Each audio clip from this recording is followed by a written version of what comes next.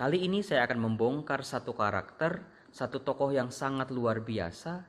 Dia seorang perempuan yang mampu keluar dari segala keterbatasan dirinya. Dia mampu melompat dari dirinya yang nobody menjadi somebody. Dari orang bukan siapa-siapa, dia seringkali dianggap hina, dianggap berdosa, tetapi bersama Tuhan, dia mampu menjadi pribadi yang jasanya bahkan seringkali disebut-sebut dalam kitab-kitab yang lain. Siapa lagi kalau bukan Rahab yang kita temukan dalam Perjanjian Lama, kitab Yosua. Maka tidak mengherankan jasa-jasa Rahab seringkali disebut-sebut dalam Perjanjian Baru. Misalnya surat kepada orang Ibrani bab 11 ayat 31 dan juga surat Yakobus bab 2 ayat 25. Di dua tempat itu Rahab dipuji sebagai perempuan beriman yang luar biasa, yang jasanya sangat penting dalam karya keselamatan Allah. Rahab bisa kita temukan dalam kitab Yosua.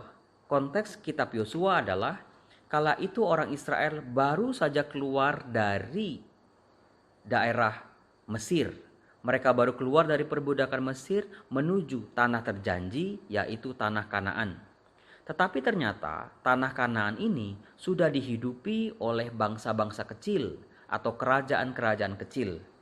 Untuk itulah pada waktu itu bangsa Israel baru saja berada di perbatasan luar daerah Kanaan. Yosua sebagai pemimpin Israel pada waktu itu mengutus 2 orang pengintai atau 2 orang mata-mata untuk memasuki kota Yeriko, untuk melihat-lihat bagaimana kekuatan dan keadaan kota ini. Dalam pengintaian mereka, 2 orang mata-mata ini bersembunyi di rumah Rahab yang dikatakan seorang pelacur dari Yeriko. Tetapi ternyata gerak-gerik mereka tercium oleh Raja Yeriko, yang membuat Raja Yeriko ini murka, lalu datang kepada Rahab bersama pengawal-pengawalnya. Dia menginterogasi Rahab untuk menyerahkan para pengintai ini. Tetapi apa yang terjadi? Sesuatu yang mengagetkan.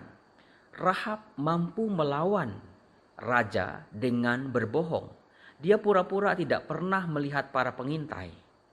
Dan yang menariknya adalah Rahab mengatakan pengintainya sudah pergi. Silakan kamu pergi ke arah sungai Yordan. Kalau para pengawal ini cepat, mereka bisa tertangkap. Lalu setelah mereka semua pergi, Rahab naik ke atap rumahnya di mana dia menyembunyikan 2 pengintai yang ditutupinya dengan jerami. Di situ Rahab berkata, "Aku tahu bahwa Tuhan telah memberikan negeri ini kepada kamu dan bahwa kengerian terhadap kamu telah menghinggapi kami dan segala penduduk negeri ini gemetar menghadapi kamu." Seolah-olah di sini Rahab mewakili seluruh penduduk Yeriko yang sedang ketakutan karena mereka telah mendengar apa yang telah diperbuat Tuhan bagi bangsa Israel. Di situ Rahab menyambung begini, "Sebab kami mendengar bahwa Tuhan telah mengeringkan laut Tiberau di depan kamu ketika kamu berjalan keluar dari Mesir, dan juga bersama Tuhan orang-orang Israel mampu mengalahkan kerajaan-kerajaan yang lain." Dari situ Rahab mengatakan seluruh penduduk Yeriko sedang ketakutan terhadap mereka. Tetapi apa yang terjadi? Di sini Rahab memasuki tahap pertama dalam proses berimannya. Dari mendengar tindakan-tindakan Tuhan, mendengar keajaiban-keajaiban Tuhan, dia sampai pada sebuah pengakuan.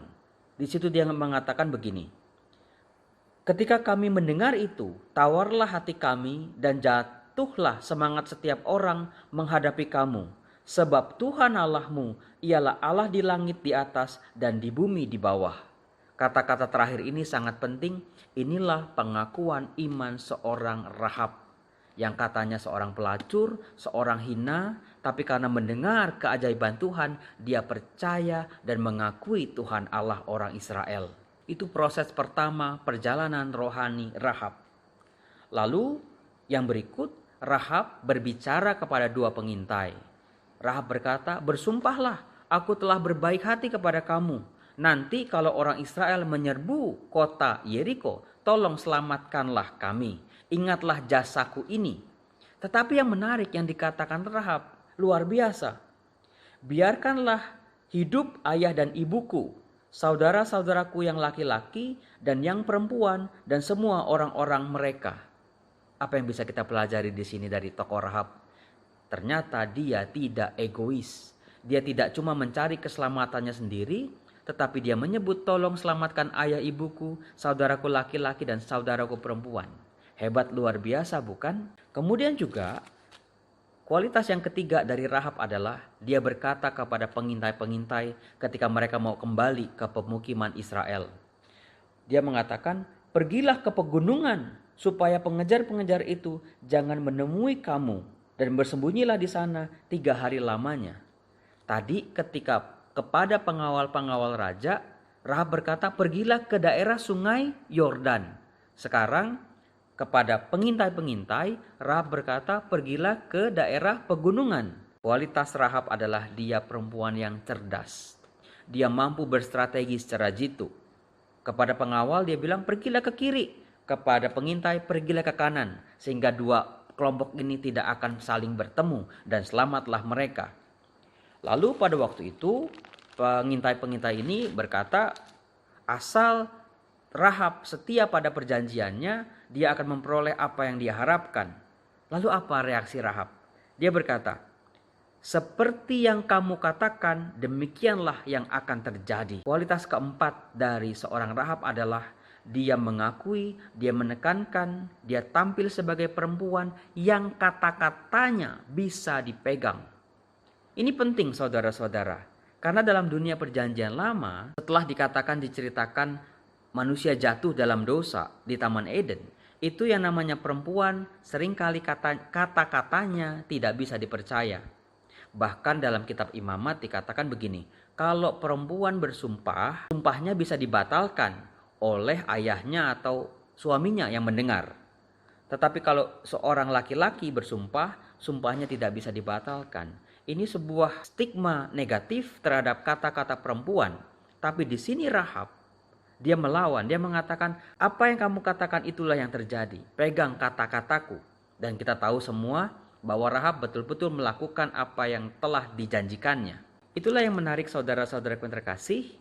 Kisah Rahab dalam perjanjian lama, dalam kitab Yosua, seorang perempuan yang gagah perkasa karena keberaniannya, karena imannya, sehingga dua pengintai ini bisa selamat kembali ke pemukiman Israel.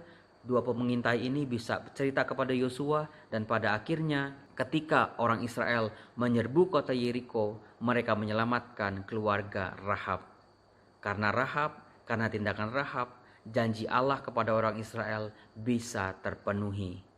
Mari kita belajar dari tokoh ini menjadi pribadi-pribadi yang hebat luar biasa, mampu merubah segala keterbatasan, mampu keluar dari segala kungkungan, dari segala stigma-stigma negatif yang diberikan orang kepada kita, ataupun stigma yang kita berikan pada diri kita sendiri.